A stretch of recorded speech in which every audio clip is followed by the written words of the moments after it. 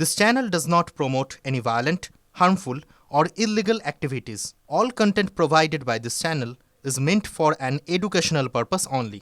রাজ্য জুড়ে ২১শে জুলাইয়ের কোথায় কেমন ভিড় সব খবরে আমাদের নজর থাকবে। তবে এই মুহূর্তে একটা গুরুত্বপূর্ণ খবর আপনাদের দেওয়া রয়েছে। সিকিমে নির্মীয়মান সুড়ঙ্গে ভয়াবহ দুর্ঘটনা, মৃত বেড়ে ৮। নামচির এনএইচপিসির তিস্তা স্টেট 6 জলবিদ্যুৎ প্রকল্পে নির্মীয়মান সুড়ঙ্গে ধস, সুড়ঙ্গের প্রবেশ পথ বন্ধ, বিষাক্ত মিথেন গ্যাস লিক হওয়া এবং অক্সিজেন ঘাটতির কারণে উদ্ধার কাজে সমস্যা। আমাদের সহকর্মী প্রসেনজিৎ আমাদের সঙ্গে রয়েছেন এই মুহূর্তে। প্রসেনজিৎ, সিকিমে যে নির্মীয়মান সুড়ঙ্গে ভয়াবহ দুর্ঘটনায় মৃত বেড়ে ৮, এখনো পর্যন্ত উদ্ধার কাজে কেমন গতি? দেখো, এটা মূলত এডিট টানেল, যে মূল টানেল, সেই টানেলের ভিতর কোনো বিপর্যয় হলে তার পৌঁছানোর জন্য এই ধরনের এডিট টানেল তৈরি করা হয়। সেই এডিট টানেলের কাজ চলছিল, এনএইচপিসির অফিসার এবং কর্মীরা সেখানে কাজ করছিলেন।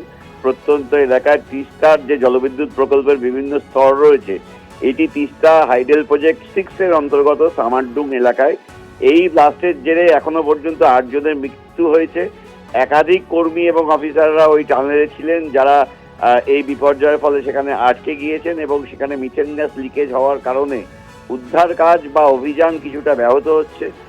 সিকিমের মুখ্যমন্ত্রী তিনি শোক প্রকাশ করেছেন। ইতিমধ্যে যারা মৃত তাদের দেহগুলোকে শনাক্ত করা এবং সেই দেহগুলোকে বাইরে নিয়ে আসা সম্ভব হয়েছে।